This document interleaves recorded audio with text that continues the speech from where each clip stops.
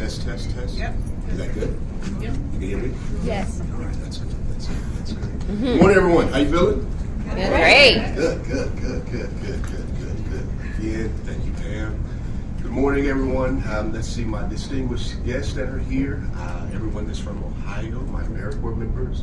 Those that also that stuck in the back or didn't register because service is life. I love that. You all are all here. Before we get started, if you've been with me before, you know I like to do something very distinct. It seems like it kind of slows down the progress.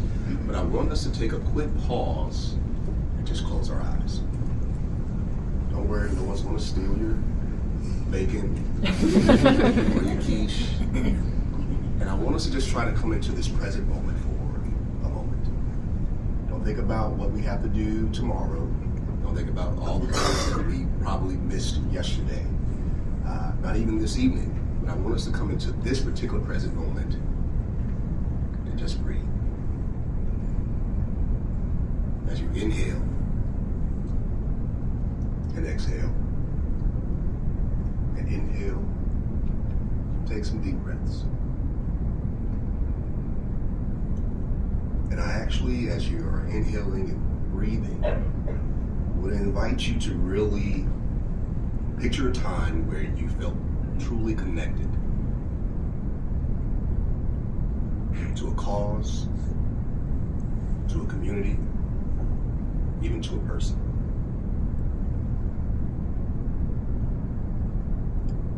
Keep breathing.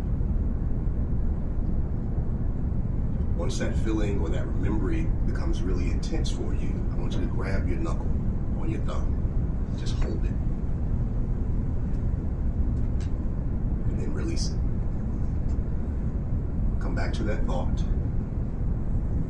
Get even more of that vision when you were really connected to a cause, to a community, or to a person. When it gets back really intense for you, grab that knuckle again. Just keep breathing. And the reason I'm asking you to do that, because I want to build on that today.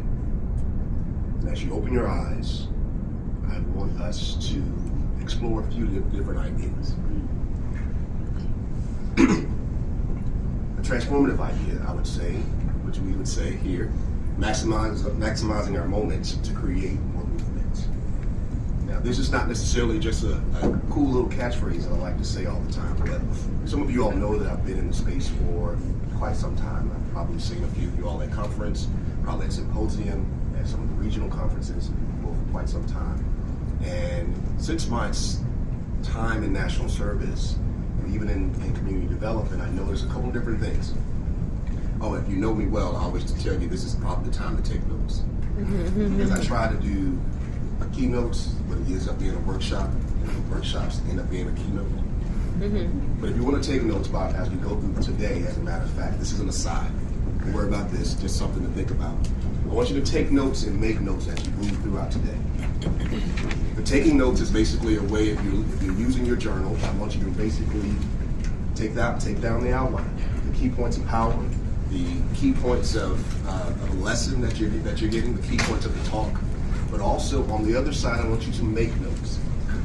It matters not if you have a great outline if you do nothing with it. So think about how you can actually effectuate the learning that you're receiving today, the thoughts and the connections that you're receiving today. So take notes and make notes. I digress. Now, one of the things that we like to say is remembering that it's not just movements. It's not necessarily a catchy catchphrase. But one of the things I kept noticing over my years of service and working and developing programs and implementing programs here and there is that projects, programs, and even initiatives do not create transformative change. Do not throw anything at me. I just want you to hear me. I want you to understand that projects alone, programs alone, initiatives alone do not necessarily create transformative change. Only movements do. If you think about your work right now, how many of you all are building movements around your work? Perfect. What we're going to discuss today is just how you can improve that. Some of the things that we know that movements carry transformation, not just the individual projects, not just the individual programs and initiatives that we do on a day-to-day. And I believe this is true. You all probably know it's true. When you think about how the moments are just moments, they're not the movement, they spark the movement. So if we think about even, so we already did that. If we think about even Rosa Parks, now I had to throw this in here because I just joined the board of the Southern Leadership Christian Conference on the SEOC, Dr. King's organization, started in 1957. And it all started from this particular moment. And I was talking to my board chair, who's Dr. Lafayette, and I was talking to my VP, and he said, you got to say something. You got to say something. So for folks that know Dr. Lafayette, who was Dr. King's chief of staff, I'm doing that for him, making sure that he knows that we're representing today. But if we even think about Rosa Parks, who sat on, basically everyone knows this particular story. This quick moment in 1955, her courage was all about sitting and creating a spark that actually sparked the Montgomery bus boycott. It was a moment that sparked the movement. It was not the movement itself. We can also think about Mahatma Gandhi's Salt March in 1930. Now, I love history, so I love to go back through this stuff. It's really interesting to watch. But if you think about this was something simple. Not easy, but simple. But it wasn't just the moment. It wasn't the movement. It was the moment that sparked the movement. Now, how many of you all remember the Ice Bucket Challenge? Right? How many of you all did the Ice Bucket Challenge? I did the Ice Bucket Challenge. Right on.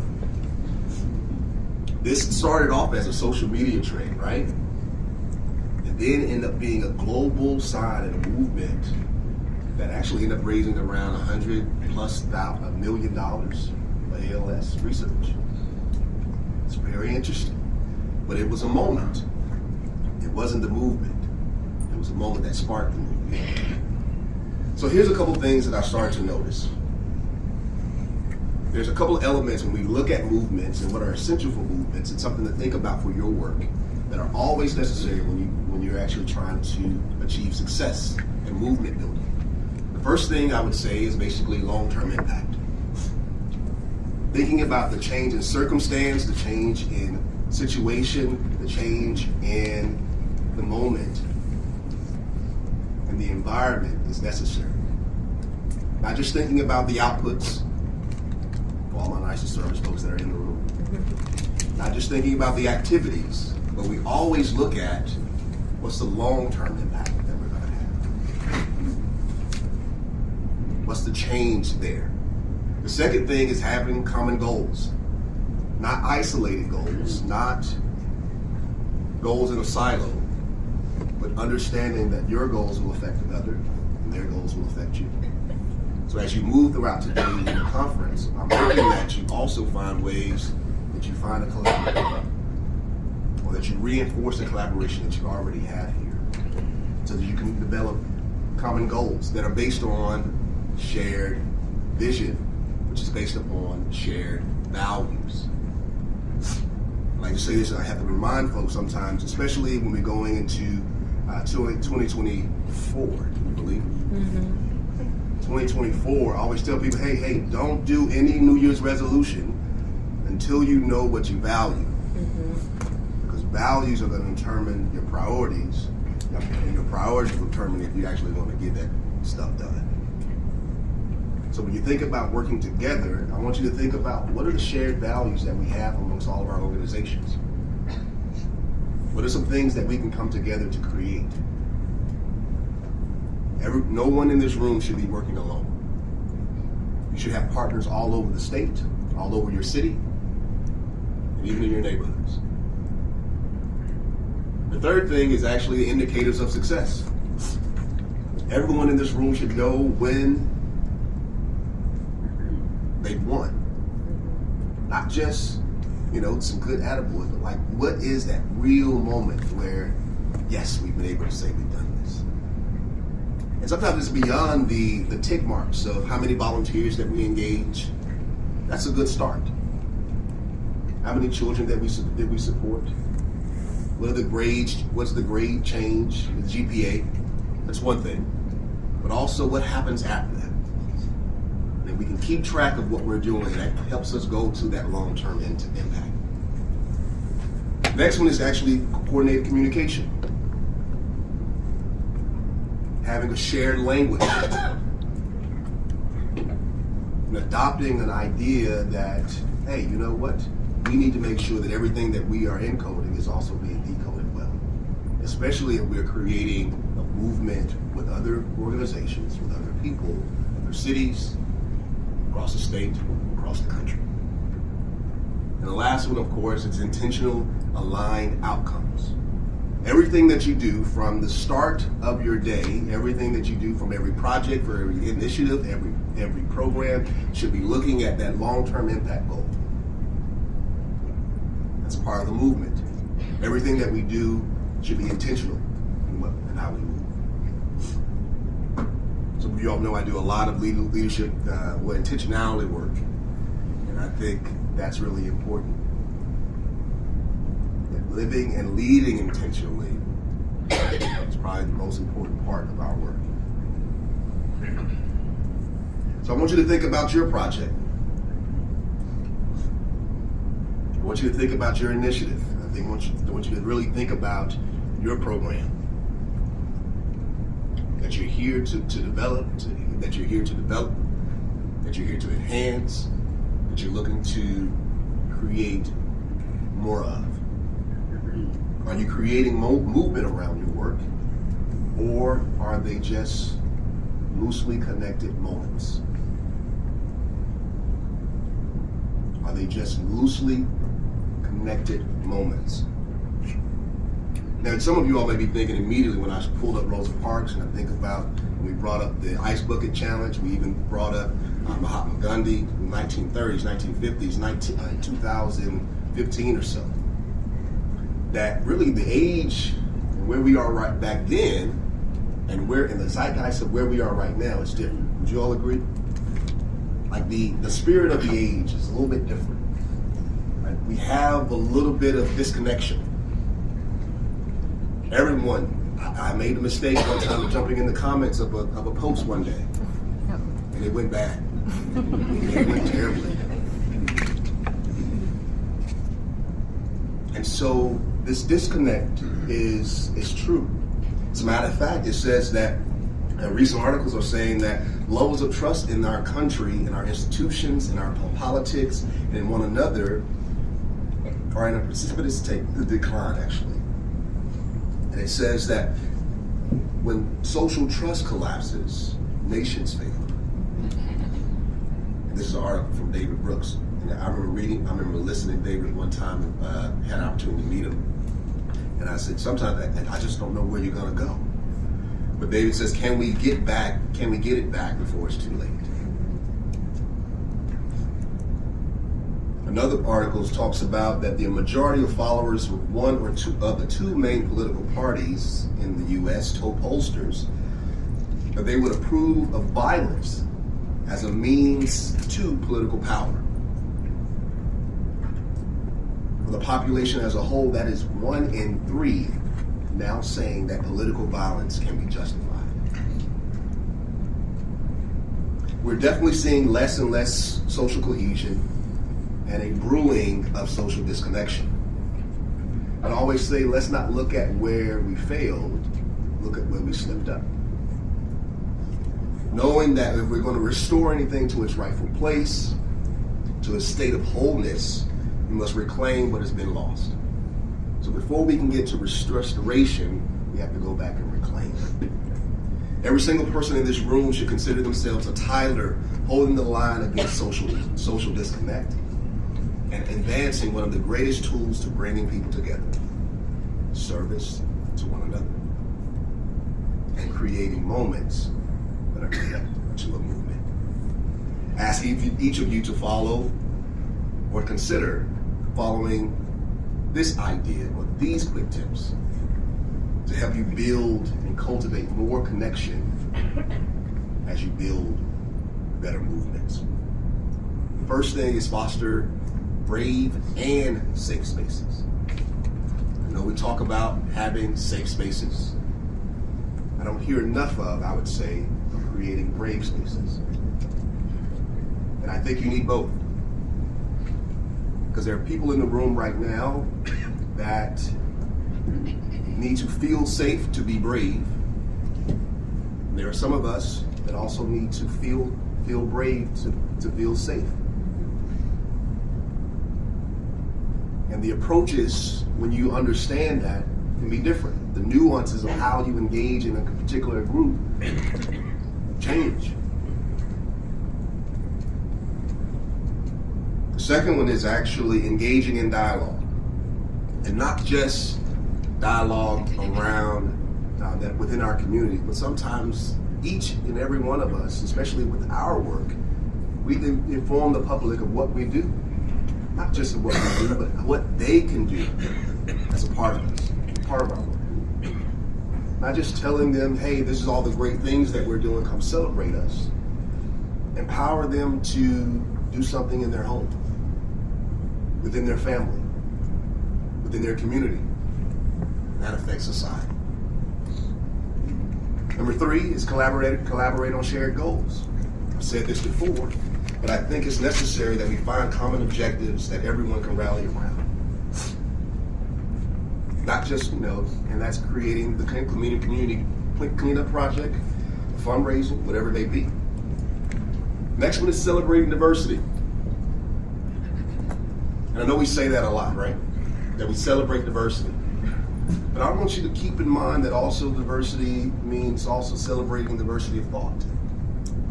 Dr. King once told us that in a couple of different books that we shouldn't be strategy imperialists. And there's so many different ways of getting to one solution or getting to the solution or getting to that outcome that we should probably look at different ways of navigating to that place. Be culturally competent is our next idea for you. Understanding the nuances of different cultures will help you communicate effectively.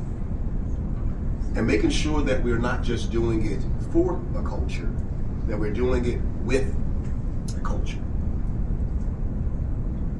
And for everyone in the room, practice proximity. One of the things I used to tell people all the time, don't forget, especially I was working in HR a little bit, that we hire people that we like, and that we hire people that we are like. You've heard this probably before. You also know that the 7 people that you spend the most time around is probably how you're going to be. Your best friend is probably a reflection of who you are. Your spouse, definitely. I know we like to say opposites attract, and that's probably not necessarily the case. But I want you to really think about encouraging people from different diverse backgrounds to come to work together on your projects. If you're working in a particular area, do your best to actually move a little bit out of your comfort zone and who you want to invite. It's going to take a little bit more effort this time. I've been working in recruitment for national service for the last couple of years, and it's been tough, right? Mm-hmm. It's been tough. And I realized that a lot of my clients were used to just sending out a couple of notes, sending out some emails, running some Facebook ads, and just waiting on the candidates to come in. Now it's time really for us to get back out. It's really time for us to really start to spread our message door to door almost. Service is the answer. Service is the answer. Have you heard about a miracle? Have you heard about this volunteer opportunity? Have you heard about our organization? So when I talk about practicing proximity, it's not just for our organization, it's for us. If your friends and family are not coming out and volunteer with you, what's going on? you have a project that you're developing and the people in your sphere of influence aren't coming to support, you probably need to make that ask. Proximity matters. So focus on that. I believe that each of us that are in this room and at this conference that are in this sector, that we can imagine a community that is truly connected, that feels fully connected, and where the air is filled with a sense of belonging. So I must charge you and encourage you to know that it is time for us to reclaim who we are as citizens, as a state, and as a country. We know that community engagement, even in small ways, from the individual to the family to the neighborhood, can help us realize the beloved community that Dr. King spoke so eloquently of. It's like planting seeds in a garden, when you think about it. Over time, they grow into something really beautiful. Flourish, drop even more seeds. I believe engagement in our common unity. Our common unity is why we're all here today. It's a simple yet profound idea. When people from different walks of life come together for a common cause, it breaks down barriers. And something really magical happens. A sense of unity emerges to inoculate that plague of social division. So here's my challenge to you. Let's not count our moments. Let's make our moments count. Let's create movements that resonate, that inspire, and transform. Thank you.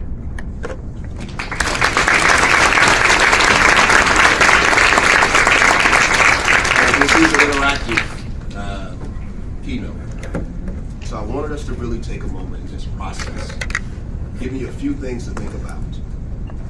And everyone probably has their project, their program, their initiative on their mind. How can we enhance